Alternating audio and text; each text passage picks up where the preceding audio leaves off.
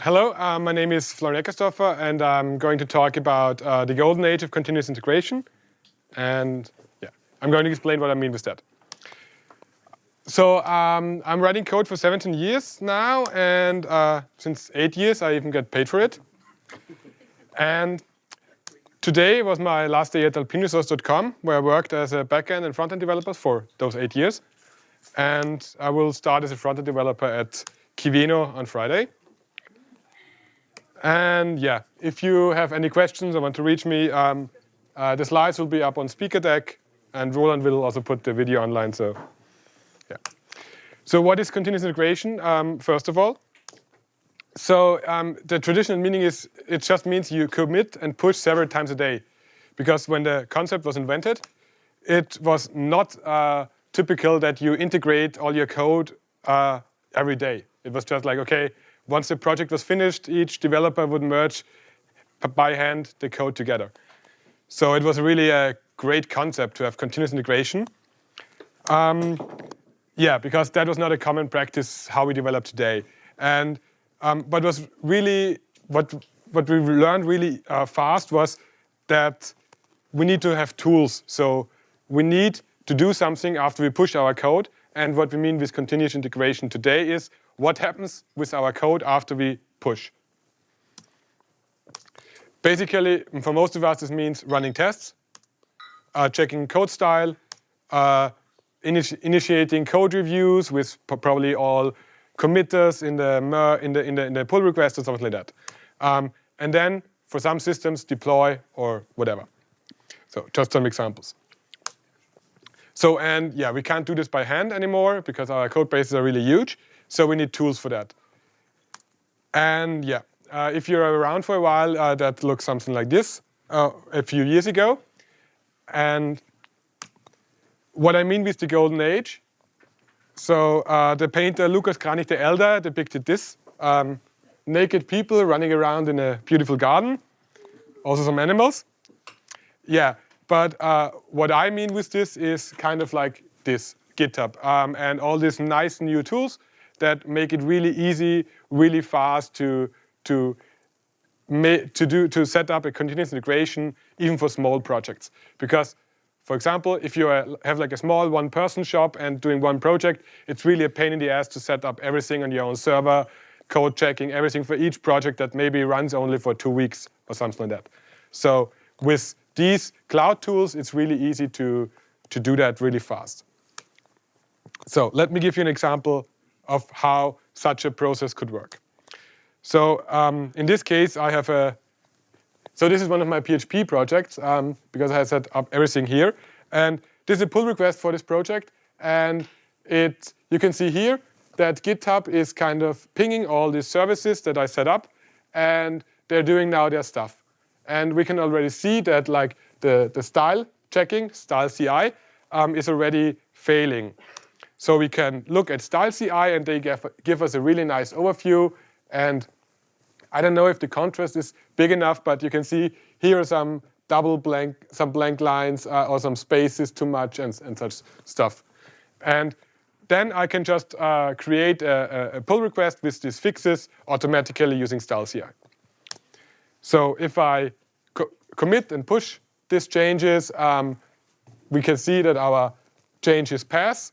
And so we know everything is fine. All our guidelines are in place. Travis CI runs my tests. And it's really easy to test, for example, multiple versions. So in this case, it's PHP, but you can also run multiple Node.js versions. Yeah, different stuff. In this case, I have different composer flags, which is npm for PHP. So you can check, does it work with all versions I defined in my version strings, in my constraints. So that's really nice. And yeah, in the end, we can see my pull request is everything is green. GitHub tells me all checks have passed. And we can press on details, and we can see that the style guides are complete. The code runs on Windows and on Linux. So AppVeyor is like running tests on Windows machines. And Scrutinizer does code analysis for a few languages. So, and with such a system in place, I can merge pull requests from contributors from open source projects on my phone, basically, because I have, if you set up everything correctly, you don't even need to look at the code, because you know that nobody can break it, really. So let me, yeah, you probably will find some way to break it. But you can look at the changes on your phone and you see if there's something really stupid in it.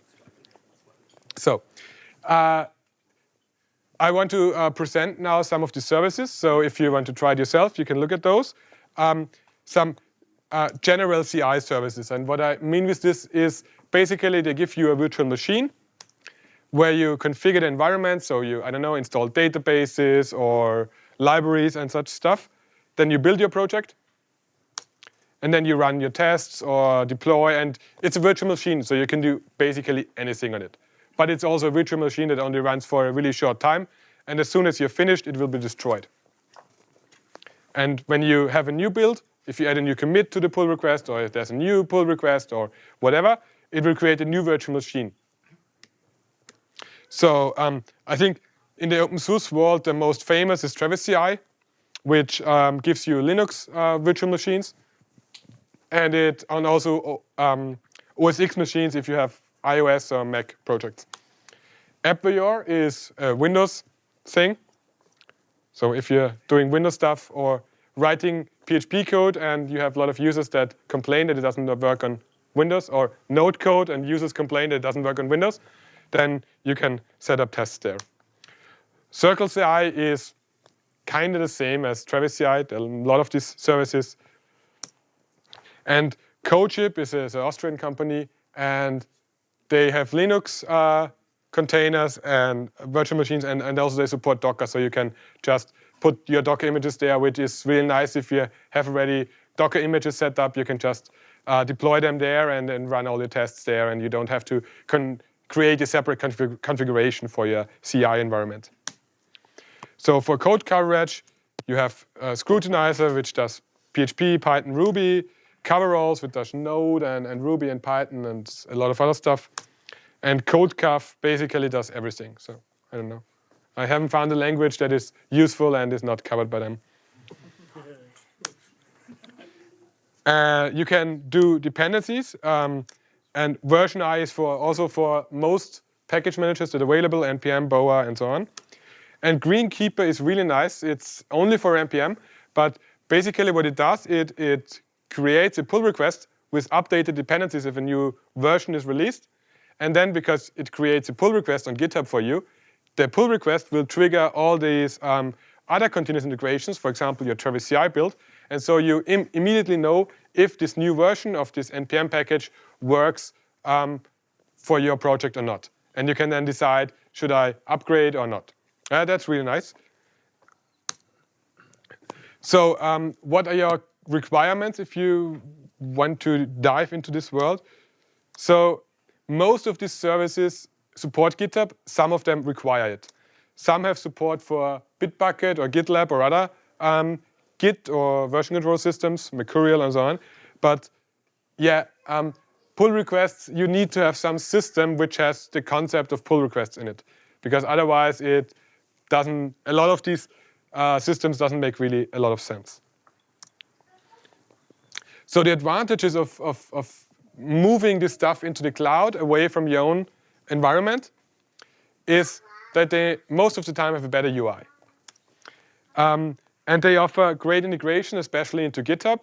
GitHub has some really powerful features where services can plug into this pull request thing and add their own stuff. You have no server maintenance, which is always great. And you have virtual machines. So you need to be really big to kind of support the overhead of creating and destroying your own virtual machines all the time. And if you don't have virtual machines, you always have you don't have a clean environment for your builds all the time. So it's really tricky to get your builds green every time, and sometimes it fails because there are, I don't know, some writes on some folders wrong and stuff. An advantage is that it's often a lot cheaper than running your own servers. And if you run open source projects, it's free. That's really great if you're into open source software. What are some of the disadvantages? So it's not on your server. So if that's a problem for you, you probably can't move it into the cloud. You have no control over the infrastructure. So often you can't, for example, decide the Linux distribution and such stuff. Security is an issue. What happens if, I don't know, Travis CI get hacked or something like that? Can somebody access all your code and maybe even some data and so on?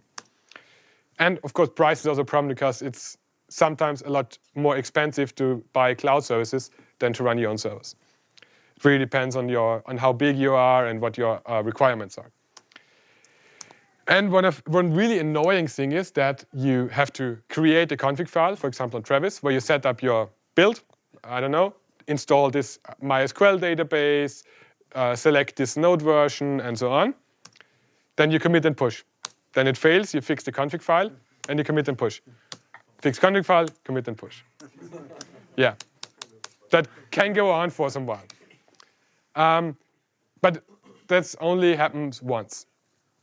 And for example, I think with some services already allow you to log into this virtual machine to do the initial setup. I think CodeShip allows that, so you can log in. And maybe some others are even joining them because there are a lot of stuff happening, and I didn't check all of them in the last 2 weeks. And sadly, there's still no magic bullet for browser testing. So, I mean, I had to set up a few months ago a browser testing thing with Selenium on a server, and it was really crappy on our own server. But even with these cloud services, it's still really crappy to get everything working correctly, because there are still differences if it's a headless machine and so on. So it's even if they promise that everything will work automatically, it mostly doesn't. So, sorry. So self-hosted, there's, for example, Bamboo from Atlassian, which works nice with Jira and Stas and so on. So if you're in this ecosystem, it maybe makes sense for you. GitLab CI has a really nice looking one. So it's like one of the exceptions of the beautiful UI category. And if you want to try it out, I have a good recommendation: start an open source project, because you can try them all out for free if you're doing open source. Yeah. And so if you hear some libraries, I know Objective-C, JavaScript library, and so on, PHP libraries. If you want to see how these config files look in an open source repositories, how you can set up. Symfony is a really large PHP framework, and it has a really crazy setup. They're doing a lot of stuff there with different versions and dependencies and so on. So you can do a lot of stuff if you spend a lot of time testing it. So do you have any questions or feedback or something like that? How does your workflow work? Because if you're on a team with multiple persons, yeah. Has every developer to have their own dev branch? Because if everything is based on pull requests, where do they come from? Yeah. You have to kind of have a development workflow where you develop with pull requests. So every feature is a pull request, but of course multiple people can contribute to one pull request. So that's no problem. So if you create a pull request, more than one user, a developer can push to this branch.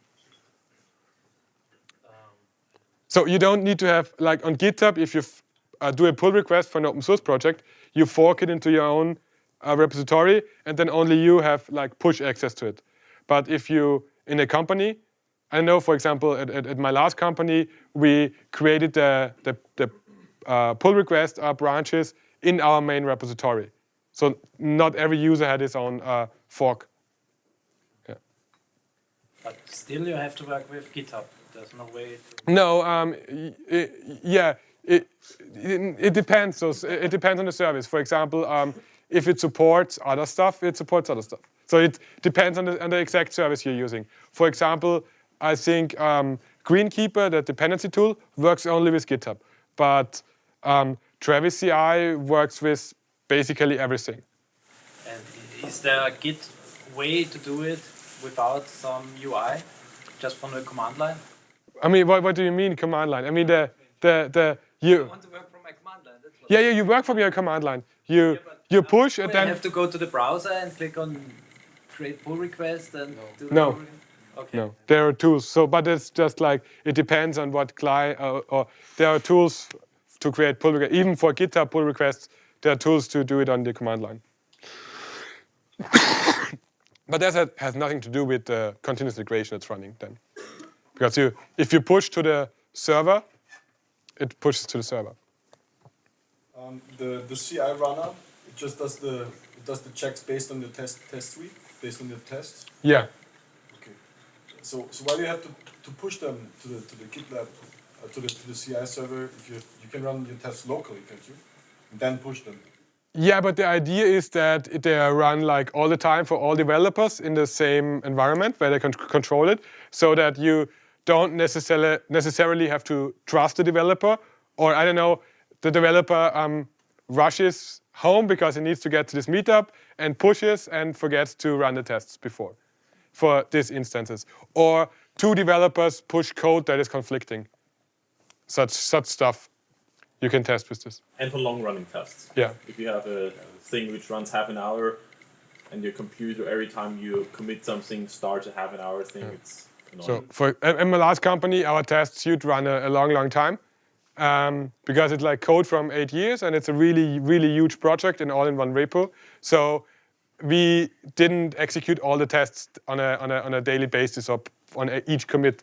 We just run like in this bundle or module we were working, we run those tests. In your estimate, how much time have you saved using this? I probably lost some time, but also for example, all my open source projects or like my really small side projects wouldn't have testing at all, because I don't want to set up and maintain my own server with, I don't know, Jenkins or GitLab or whatever for my open source projects. So I wouldn't have any a CI for these projects. So how much time have you spent on setting up stuff? I honestly don't know, because I haven't done that in so many years, because so I set up my own private Git it's just only Git repo server, and I worked like 2 days on it just to set this up on my own virtual machine server. And so if I have then 10 tools I need to install, because like style checking and code tests running and so on, it would be a lot of time. I don't know, of course, if I do it for 10 projects, I wouldn't need 2 days for each project, but it would take some considerable time. I would need to look at security fixes and such stuff. And yeah, maintaining servers for open source projects is really not good, because especially some projects have more contributors, and then it probably would need a little bit bigger server and stuff, and so it's complicated. Okay, thank you very much.